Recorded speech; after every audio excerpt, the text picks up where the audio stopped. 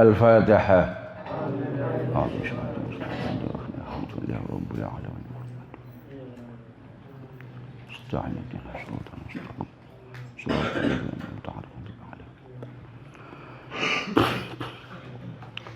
Bismillahirrahmanirrahim. Alhamdulillahi rabbil alamin.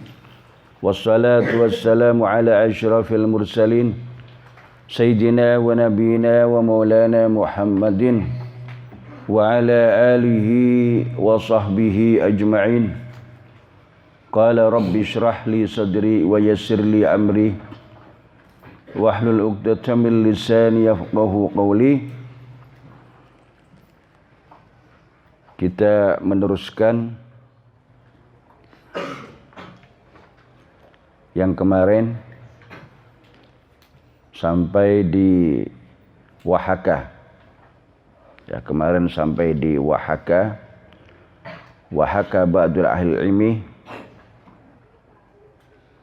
Jadi meneruskan yang kemarin tentang ziaratul kubur, tentang berkunjung kepada ahli kubur, orang-orang yang sudah meninggal di kuburan. Wa haka ba'du ahli ilmi anna rajulan ra'a fi an-nawmi ahlal kuburi fi ba'dil maqabiri qad kharaju min kuburihim ila zahiril maqbarati wa idzan bihim yaltaqituna syai'an ma yadri ma huwa fata'ajjaba min dzalika wa ra'aitu rajulan minhum jalisan la yaltaqitu ma'ahum syai'an. Jadi ini kemarin maknanya sudah, cuma tinggal keterangannya atau pengertian daripada cerita ini, bahwa ada sebagian ahli ilmu menceritakan tentang apa yang terjadi kepada seseorang. Anna rajulan, ada orang yang dia mimpi pada waktu tidurnya, dia melihat bahwa penduduk kuburan itu mereka semua keluar dari kuburannya. Jadi dalam mimpinya itu melihat orang-orang ahli kubur itu mereka keluar dari kuburannya, keluar ke luar kuburan, dan dia melihat bahwa orang-orang yang keluar dari kuburan itu sepertinya mau mengambil sesuatu, artinya mengambil sesuatu, rebutan mengambil sesuatu.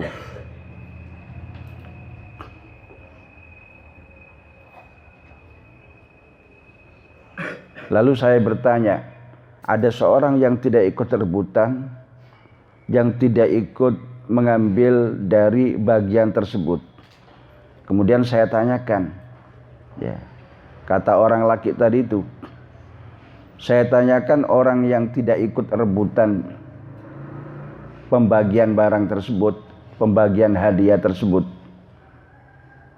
apa yang mereka rebutkan, apa yang mereka ambil daripada pembagian itu. Faqala, maka dia mengatakan, yaltaqituna ma yuhdi ilaihim al-muslimuna min qiraatil Qur'an was sadaqah wad du'a. Dia mengatakan bahwa orang-orang ahli kubur ini mereka mengambil jatah, mereka mengambil hadiah yang sudah dihadiahkan oleh orang-orang Islam yang masih hidup, daripada bacaan Al-Quran, bacaan Al-Quran, doa, sedekah yang disampaikan, yang dihadiahkan kepada orang-orang ahli kubur. Jadi mereka rebutan itu. Fakultu lahu, saya katakan kepada orang yang tidak ikut rebutan tadi itu, falima la taltaqit anta ma'ahum, kenapa kamu tidak ikut rebutan bersama mereka? Qala, dia mengatakan, ana ghaniyun an dzalika, saya sudah kaya dari itu, saya sudah tidak membutuhkan itu. Loh, kenapa tidak membutuhkan itu? Dia menceritakan, dia mengatakan bahwa dia itu mempunyai anak yang masih hidup, dan anaknya itu berjualan di pasar. Tetapi setiap hari sekalipun dia berjualan di pasar, menghatamkan Al-Quran, membaca Al-Quran, dan pahala bacaan Al-Quran yang ia baca di pasar itu dihadiahkan kepada saya. Itu terjadi setiap hari. Sehingga setiap hari saya mendapatkan hadiah daripada anak saya yang menghatamkan Al-Quran tersebut. Jadi saya sudah cukup, tidak membutuhkan. Artinya apa? Saya sudah cukup dalam arti tidak usah ikut rebutan, tidak membutuhkan rebutan seperti orang-orang yang lain itu, karena dirinya sudah merasa cukup.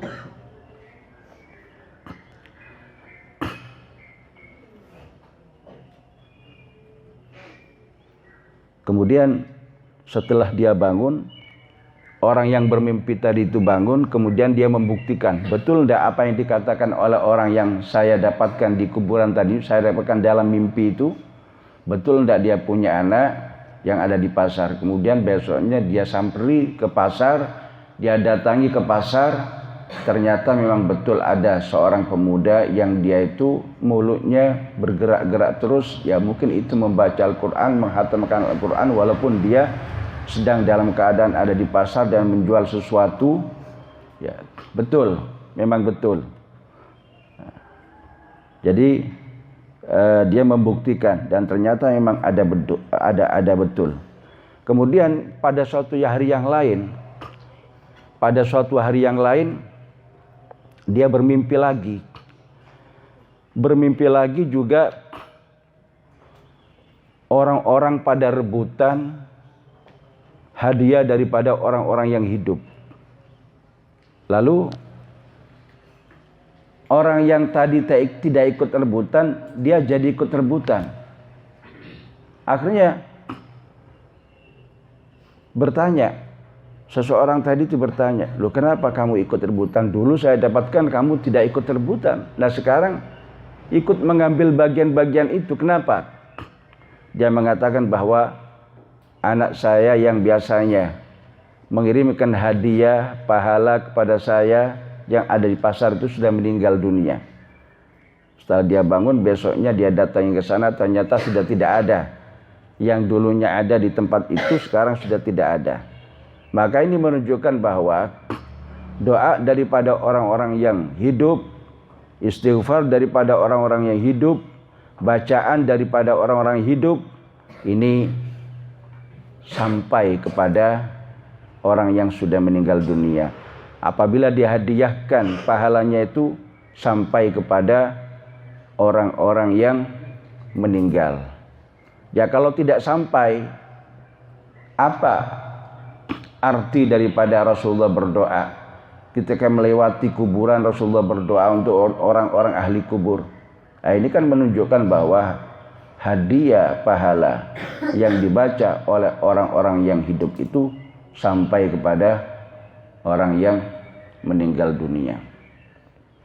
Karena alam itu setelah alam dunia itu alam kubur. Ada.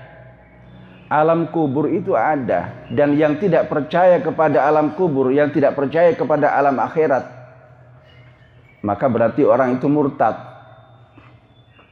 Karena percaya kepada alam akhirat itu termasuk rukun daripada iman.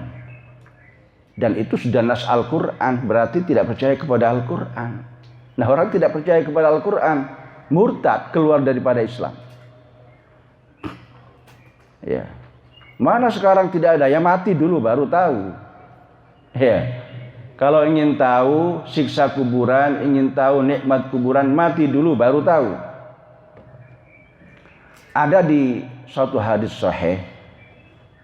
Ini hadis sahih. Ya.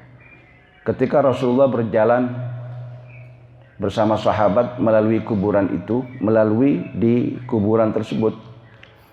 Kemudian salah satu di kuburan itu ada orang yang menangis. Lalu disamperi oleh Nabi. Kenapa orang ini menangis? Siapa? Kuburan siapa ini? Dan siapa namanya? Dan siapa keluarganya? ditelusuri, ditanyakan, ini fulan, keluarganya tahu, kemudian ditanya sama keluarga, apa yang dilakukan oleh dia ketika hidupnya. Tidak, dia ahli ibadah, dia ahli puasa, dia baik orangnya, minas sholihin. Cuma kekurangannya dia itu satu. Ya. Artinya tidak menjaga sucinya, tidak menjaga suci. Kurang memelihara suci. Kencing, kalau kencing, ya, ketika membersihkan kencingnya tidak begitu bersih. Percikan-percikan daripada kencing itu kan juga najis. Jadi berhati-hati kalau orang kencing kemudian bersuci, ini harus hati-hati. Kenapa? Ada percikan-percikan di situ. Terutama misalkan orang laki di tengah jalan kemudian karena dia mau kencing berhenti lalu kencing berdiri. Habis itu, ya, setelah itu kemudian sudah dimasukkan lagi ke celana lalu berangkat. Nanti waktu sholat, ya sholat dengan pakaian yang tadi itu. Nah ini kan najis itu kan. Najis.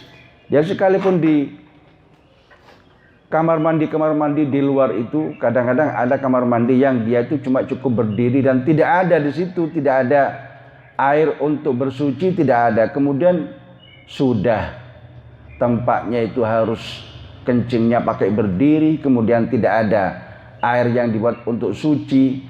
Ya, lalu dengan pakai suci apa? Setelah itu kemudian datang ke mushola dan sholat di situ dalam keadaan najis. Jadi sekalipun orang itu sholat, ibadah, macam-macam, tapi dalam keadaan dia tidak suci, ya otomatis tidak sah sholatnya. Kalau sholatnya tidak sah, otomatis ibadahnya tidak diterima oleh Allah Subhanahu Wa Taala. Karena itu syarat daripada sahnya sholat harus suci. Nah ini menunjukkan bahwa azab kubur itu ada. Menunjukkan bahwa azab kubur itu ada. Kemudian Nabi menanam sesuatu di atas kuburan itu, maka dengan tanaman Nabi, dengan barokah Nabi menanam sesuatu di atas kuburan orang yang menangis tadi itu, maka menjadi ringan. Siksaan di dalam kuburan itu menjadi ringan. Nah ini menunjukkan bahwa siksa kubur itu ada. Kalau tidak percaya siksa kubur, mati dulu. Ya. Yang tidak percaya siksa kubur, mati dulu biar tahu. Tapi ya sayangnya tidak bisa diceritakan karena sudah mati. Ya. Kemudian ada nikmat kubur. Ya. Ada siksa kubur, ada nikmat kubur. Jadi orang yang ada di dalam kuburan itu juga diberi kenikmatan oleh Allah Subhanahu wa taala, ya, dengan nikmat sesuai dengan alamnya. Kalau kamu misalkan nikmat di dunia ini dengan makan makanan, tapi kalau mereka nikmat di akhirat atau di kuburan itu sesuai dengan alamnya dan sesuai dengan apa yang ia rasakan. Ada suatu ketika dalam hadis ada dikatakan bahwa salah satu ketika salah satu sahabat datang ke kuburan. Kemudian karena dia duduk di sebelah kuburan, lalu di kuburan itu dia mendengar orang melakukan sholat. Dia mendengar di dalam kuburan itu ada orang melakukan sholat. Allahu Akbar, Sami Allahu liman hamidah. Jelas sampai dia menghampirinya, sampai tidur, mendengarkan betul-betul apakah ini orang yang sholat. Persis orang yang sholat. Kemudian kuburan ini kuburan siapa? Kuburan fulan. Dia datang ke keluarganya kemudian bertanya, apa yang ia lakukan ketika hidupnya? Subhanallah, dia itu sholatnya luar biasa. Bukan hanya sholat fardu, sholat sunat dia lakukan, sholat tahajud, sholat istikharah, sholat taubat, ya, sholat hajat, witir, apa semua sholat sunat selain daripada fardu dia lakukan. Luar biasa, ibadahnya luar biasa. Jadi dia itu sudah merasakan nikmat dengan sholat. Maka karena orang itu sudah merasakan nikmat dengan sholat, maka Allah memberikan kenikmatan orang yang di kuburan itu dengan apa yang ia rasakan. Apa? Sholat. Ya sholat. Jadi oleh Allah diberi kenikmatan sholat. Karena dengan sholat orang itu menjadi nikmat. Nah, ini menunjukkan bahwa di dalam kuburan itu ada siksa kubur dan juga ada nikmat kubur. Nah, ini singkat cerita daripada apa yang kita baca tadi itu. Kemudian wa haka wa hukiya lan den ceritaaken anna ba'dhan nisa apa sebagian pira-pira wadon tufiat iku wafat sapa ba'dun nisa faraat moko ningali ha ing ba'dun nisa fin naumi ing dalam waktu turu imra'atun sapa wong wadon ta'rifuha kang weruh sapa imra'aha ing ba'dun nisa. Ada sebagian orang perempuan dia meninggal dunia, lalu teman daripada orang perempuan itu juga, artinya orang perempuan dan teman daripada orang yang meninggal itu bermimpi. Dalam mimpinya itu fa'idzan muqaddumataan indaha iku yang dalam sandingi ba'dun nisa yang mati itu tahta sari yang dalam nisori ranjang aniyatun min nurin mughattatin aniyatun min nurin mughattatun utawi wadah saking cahaya kang den tutup. Fasaltu maqatakon ingsun ha ing ba'dun nisa. Saya bertanya kepada sebagian perempuan yang sudah meninggal dunia tadi itu, ma utai apa hadhihi al-awiyatu iki wadah. Apa wadah ini? Ya, kok ada wadah di sini, ini wadahnya apa? Faqalat maka ngucap sapa ba'dun nisa fiha iku ing dalem hadhil awiyah hadiyatun ahdaha ilayya abu auladi. Fiha iku ing dalam hadhil awiyah hadiyatun utawi hadiah ahdaha kang maringi hadiah ha ing kang maringi hadiah ha ing kang maringi ha ing hadiah ilayya maring ingsun abu auladi sapa bapake pira-pira anak ingsun al-barihata ing dalem al-barihata ing dalem wengiku tadi malam. Falamastayqadat maka ing dalem nalikane tangi almar'atu sapa wadon zakartu maka eling ingsun zalika ing mengkono-mengkono khabar. Zakartu maka nutur ingsun zalika ing mengkono-mengkono kejadian li zaujil maitati maring bojone mayit maring bojone wong kang mati sing tak impeni iku. Faqala maka ngucap sapa azad qara'tul barihata qara'tu maca ingsun al barihata ing dalem mambengi syai'an ing suwi-suwi minal Qur'ani saking Al-Qur'an wa ahdaituhu lan maringaken ingsun hu ing syai'an minal Qur'an wa ahdaituhu lan ngahdiaaken ingsun hu ing syai'an minal Qur'an ilaha maring mar'ah. Nah, ini menunjukkan bahwa bacaan-bacaan daripada orang yang hidup yang disampaikan kepada orang yang sudah mati ini sampai. Ya, ini semuanya membutuhkan kepercayaan. Yang jelas riwayat-riwayat baik itu dari hadis, dari cerita-cerita ulama itu ada. Dasarnya itu ada. Adapun kamu percaya tidak percaya, ada orang percaya tidak percaya, itu sudah silahkan saja. Ya. Jadi yang terjadi kepada ini bahwa ada seorang perempuan meninggal dunia, lalu teman daripada orang perempuan tersebut bermimpi datang kepadanya, kemudian di bawah ranjangnya itu ada wadah besar, tidak tahu isinya apa. Kemudian ditanya, apa wadah itu? Dia mengatakan itu hadiah yang diberikan oleh suaminya tadi malam. Ini suami saya ngirimi hadiah kepada saya. Nah, kemudian besoknya dia datang kepada suaminya membuktikan mimpi yang diceritakan oleh temannya tadi itu. Kemudian bertanya, apa yang kamu lakukan terhadap istri kamu? Kemudian suaminya mengatakan, saya tadi malam membaca suatu bacaan, kemudian pahala bacaan tersebut saya hadiahkan kepada istri saya. Jadi ini menunjukkan bahwa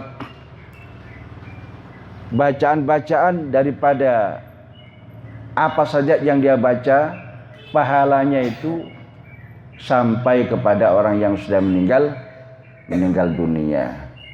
Nah, ini oleh karena itu kamu ya, karena kamu di pondok ini, apabila ada orang tua kamu misalkan meninggal dunia, atau kakek kamu atau nenek kamu, atau ya siapa saja kerabat-kerabat yang lain, pamannya, bibinya, semuanya, teman-temannya, kirim Fatihah ya. Kirim Fatihah minimal sehari sekali, bacakan sesuatu, apakah itu zikir la ilaha illallah ya, apakah itu salawat, tahlil dan lain sebagainya, kemudian pahalanya dihadiahkan kepada orang yang sudah meninggal. Enak sudah, dapat kiriman terus ya. Orang tuanya sekalipun sudah meninggal, tetapi anak yang soleh yang mendapatkan ilmu manfaat, yang mendoakan kepada kedua orang tuanya, baik sudah meninggal atau masih hidup. Nah, ini yang dapat saya sampaikan sekarang, yang dapat saya baca sekarang. Dan sekarang bertepatan pada bulan Muharram, tanggal berapa? Tanggal 9. Alhamdulillah, insya Allah kamu semuanya puasa sekarang ya? Belum puasa, ada sebagian yang puasa, ada yang belum puasa. Saya full puasa, tidak puasa. Ini kesempatan bagi kita sebagai umat Muhammad sallallahu alaihi wasallam mengambil bonus pahala yang dihadiahkan kepada kita oleh Rasulullah. Ini semuanya bonus ini. Semuanya ini bonus. Oleh karena itu umat Muhammad itu sekalipun umurnya sedikit dibandingkan dengan usia daripada umat-umat yang terdahulu, tapi kadang-kadang juga hitungan pahalanya itu melebihi daripada umat-umat yang terdahulu yang usianya sampai 1000 tahun, yang usianya sampai 500 tahun. Iya. Kenapa? Karena untuk umat Nabi Muhammad ini banyak bonus-bonus pahala. Apabila kita mengambil bonus itu, maka kita akan mendapatkan banyak, sekalipun umur kita sedikit, tetapi karena kita banyak melakukan bonus, akhirnya banyak. Ya, suatu contoh misalkan umpamanya kalau dia dapat Lailatul Qadar, Lailatul Qadar khairum min alfi syahrin, berapa bulan itu? Ulama mengatakan bahwa ya 80 tahun lebih. 1000 bulan itu 80 tahun lebih. Nah, kalau usianya 60 atau 70 kan sudah lebih itu. Padahal cuma sebentar saja. Nah itu kalau ia lakukan. Kalau kita lakukan seperti itu. Di situ juga ada puasa di hari Arafah. Ada puasa Yaum Asyura seperti insya Allah besok ini tanggal 10 Muharram. Ini Rasulullah mengatakan orang yang berpuasa pada tanggal 10 Muharram dosanya akan diampuni oleh Allah. Dosa yang sudah 1 tahun yang sudah lampau, 1 tahun yang lampau itu diampuni dosanya oleh Allah Subhanahu wa taala. Ini kan bonus sekali. Bonus yang harus kita lakukan. Oleh karena itu jangan tinggalkan kesempatan yang baik ini, kesempatan emas ini. Insya Allah besok tanggal 10 Muharram kita semuanya berpuasa. Insya Allah bagi yang mampu, yang kecil-kecil yang tidak mampu, yang besar-besar juga kadang-kadang tidak mampu. Tidak mampu puasa, tidak kuat puasa, tidak usah puasa. Cukup belajar aja kamu. Belajar itu sudah Masya Allah melebihi daripada puasa. Tapi yang kuat puasa maka dianjurkan untuk berpuasa. Dan juga tanggal 10 Muharram ini juga perbanyak sedekah. Ya, perbanyak sedekah. Alhamdulillah kita koordinir untuk tahun sekarang kita koordinir semuanya. Dan masing-masing ada patungan berapa? Urunan berapa? 10.000. Sudah ngasih semuanya? Sudah ngasih semuanya? Saiful, Syukron, Rozikin, sudah ngasih semuanya? Harus. Karena ini balasannya luar biasa sekali. Jadi kalau kamu bersedekah pada tanggal, terutama ya sedekah itu kapan saja, tapi ini memang ada bulan-bulan yang istimewa, termasuk bulan Muharram tanggal 10 ini ada keistimewaan baik dalam puasa atau memberi sedekah. Yang memberi sedekah pada tanggal 10 Muharram ini maka rezekinya dijamin oleh Allah dalam 1 tahun ke depan dan dimudahkan oleh Allah Subhanahu wa taala mendapatkan rezeki. Nah, untuk kamu, karena kamu ini belajar di pondok, ya orang tua kamu, ya, dengan apa yang kamu perbuat ini maka nanti orang tua kamu menjadi lancar, rezekinya lancar, usahanya dilancarkan, dimudahkan oleh Allah urusannya. Nah, kalau sudah orang tuanya lancar, otomatis kamu juga ikut lancar. Ya cukup di sini apa yang saya sampaikan, mudah-mudahan bermanfaat. Wallahu a'lam bishawab. Assalamualaikum warahmatullahi wabarakatuh.